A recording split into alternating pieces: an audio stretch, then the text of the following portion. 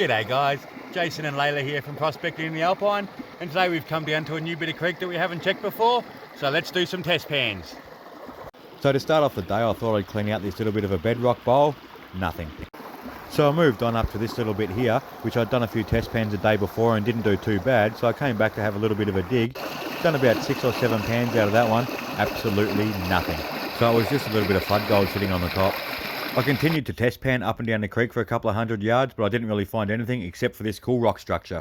So I've grabbed my pans and gone back down to the old spot and decided to have a little bit of a look on top of this bedrock here. So I moved this big rock and done a few more test pans.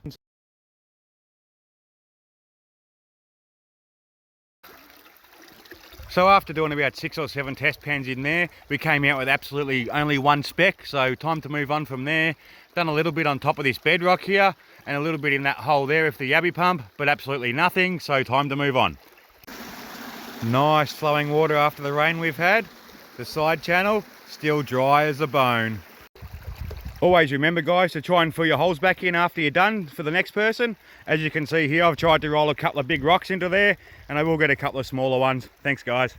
So after having no luck on that little bit of bedrock, I decided to turn around and go to the other side of the creek and have a little bit of a dig, because my fingers were getting pretty cold from doing the test pans. So I decided to fill up one bucket and run it through the little river sluice just to see how we'd go. I think the only thing I'm really catching here is a lot of ironstone, but this creek is really known for that. This was the spot on the opposite side of the creek I decided to have a little bit of a dig. As you could see, somebody already had a bit of a dig up further from where I was, so I thought I'd have a look down the tail end of it just to see what would come up. Because there was a nice little bit of clay at the end of that, so I thought I'd have a look on the clay layer and see. And I did actually remember to bring my little shovel today, so that was a really good bonus. Didn't have to use the old meat shovels again. I really love running the little river sluice. It's good fun down there sitting by the river, just chilling, relaxing, listening to the water go through, and praying to see some nice chunky nuggies in the end of it, or at least a picker or two. But I wasn't that lucky today. The gold gods weren't shining down on me because I didn't find that picker or two. But when I am feeding my sluice, I do like to feed it nice and slow, just one shovel through at a time. I usually wait for that first shovel load to go past the map before I chuck the other one in, just so all the gold's not fighting with all the rocks and stuff like that in there. And when I'm down here dealing with all the ironstone, I like to clean it out after every bucket, because the little cells do get quite full with all the heavy ironstones and other little rocks. And just to see if I'm really still on the gold or not. Because at the end of the day, nobody likes to dig for nothing. We all like to take home at least a couple of specks. Remember guys, if you are enjoying my videos, please hit that like and follow button, and don't be shy to share them around.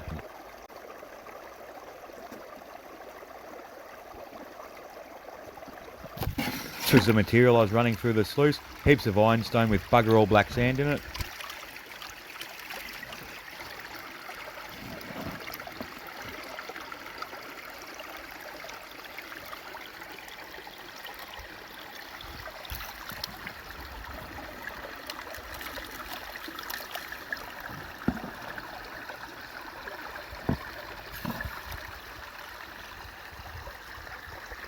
Not sure if you can see it guys, but there is 2 little bits of gold up in there.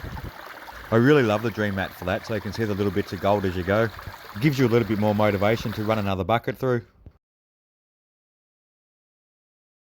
This is what I ended up with for the day, running all those test pans in that one bucket through the sluice.